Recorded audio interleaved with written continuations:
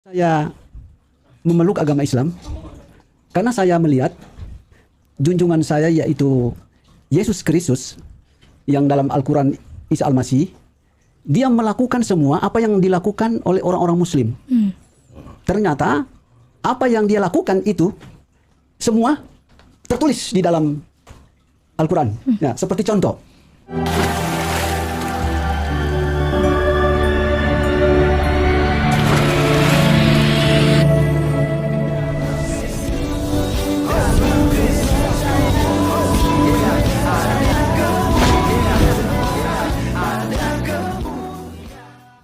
Halo teman-teman sekalian, berjumpa kembali dengan saya Arif Gule di channel TV Laskar Kristus ini. Pada kesempatan kali ini teman-teman sekalian, kita akan berkomentar lagi mengenai Dance Mumek yang memamparkan bagaimana dia meninggalkan Kristen masuk ke agama Islam. Dari satu hal dalam pernyataannya, dia tertarik Islam karena junjungannya yaitu Yesus Kristus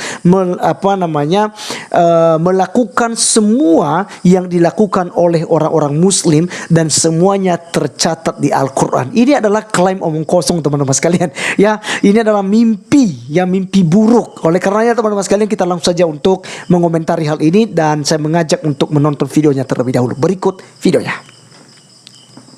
Saya tertarik belajar tentang Islam sehubungan dengan status saya.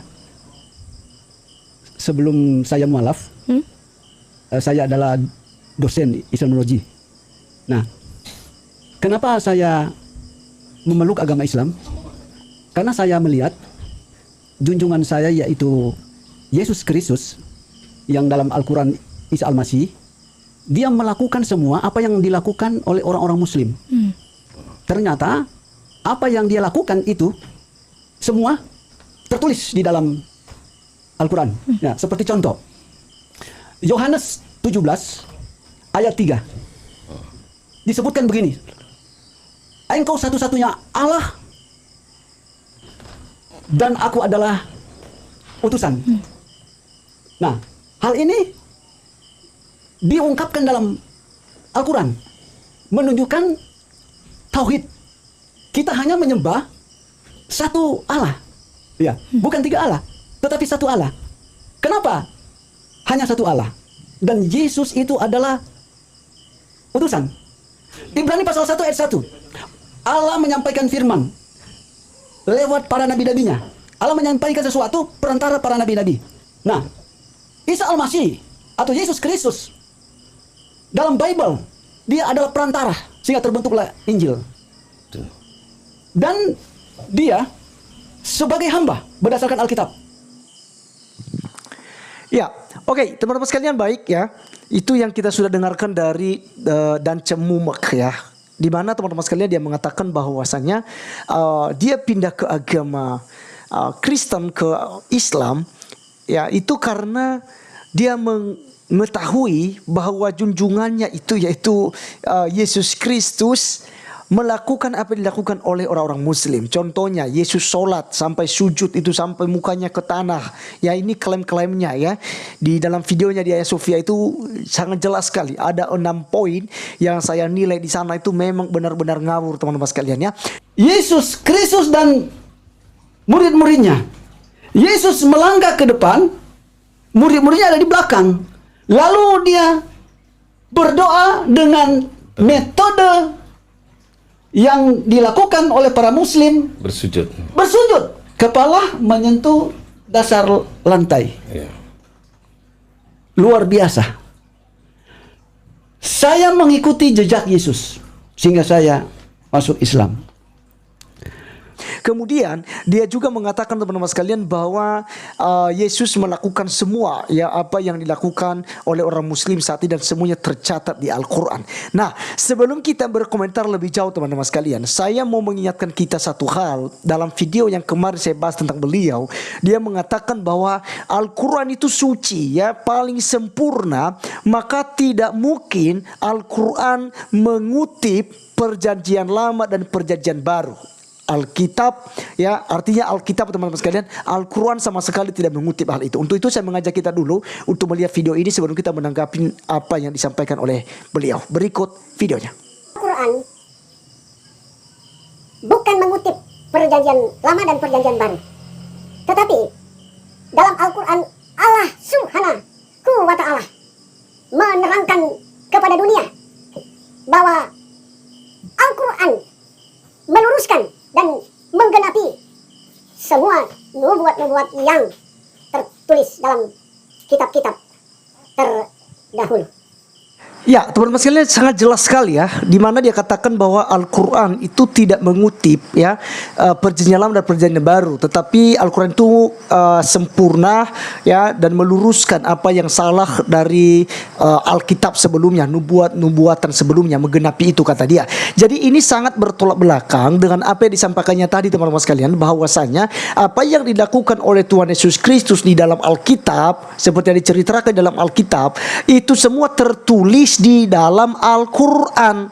Ya, di sini ini ada, tadi dia katakan tidak, Al-Quran tidak mengutip Alkitab. Sekarang dia katakan segala sesuatu yang dilakukan oleh Tuhan Yesus itu dituliskan di dalam Al-Quran. Ya, jadi ini poin pertama teman-teman sekalian, bahwa ini orang memang benar-benar tidak paham ya apa yang dia lakukan gitu ya. Kalau Tuhan Yesus katakan ampunilah dia karena dia tidak tahu apa yang mereka perbuat. Oke, teman-teman sekalian, kita akan menjawab tentang tuduhannya bahwasanya apa yang dilakukan oleh Tuhan Yesus semua dilakukan dan dicatat di dalam Al-Quran, seperti di dalam Yohanes 17 ayat yang ketiga menurut dia teman-teman sekalian. Saya akan bacakan buat kita supaya kita paham teman-teman.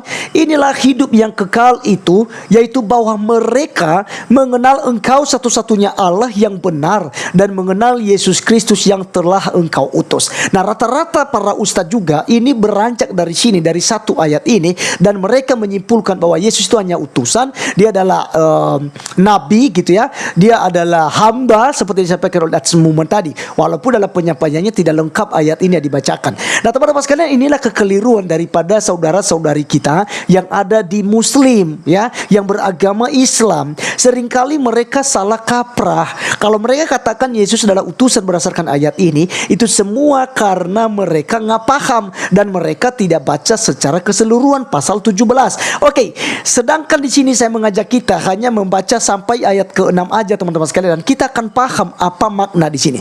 Ayat yang keempat dikatakan, aku telah mempermuliakan engkau di bumi dengan jalan menyelesaikan pekerjaan yang engkau berikan kepadaku untuk melakukannya.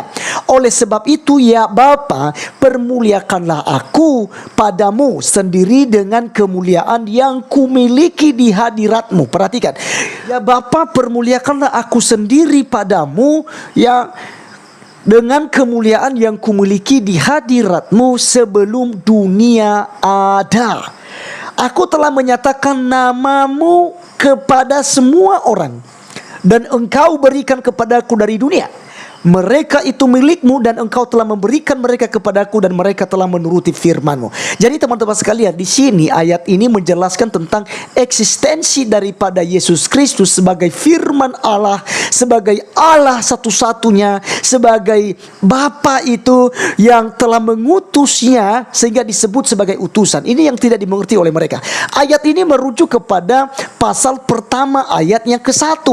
Pada mulanya adalah firman, firman itu bersama-sama dengan Allah, dan firman itu adalah Allah ya, dan segala sesuatu dijadikan oleh firman itu ya. Jadi teman-teman, di ayat 3 jelas ya, inilah hidup yang kekal itu yaitu bahwa mereka mengenal engkau satu-satunya Allah yang benar dan mengenal Yesus Kristus yang telah engkau utus. Pertanyaannya begini, apakah Yesus mengenal Allah atau tidak? Sama sekali tidak ya. Bahkan orang-orang Israel, orang-orang Kristen sebelum Islam, mereka tidak mengenal Allah. Yang dikenal adalah Yahweh ya, sebutan Adonai, Elohim. Ini yang dikenal. Allah tidak dikenal. Itu adalah Allahnya orang Arab, Allahnya orang Islam gitu ya. Jadi orang Kristen pun dan orang Yahudi ya, orang Israel dari zaman Yesus itu tidak dikenal Allah. Karena apa yang disembah oleh Nabi Anda yaitu Muhammad tidak disembah oleh Abraham, Ishak dan Yakub.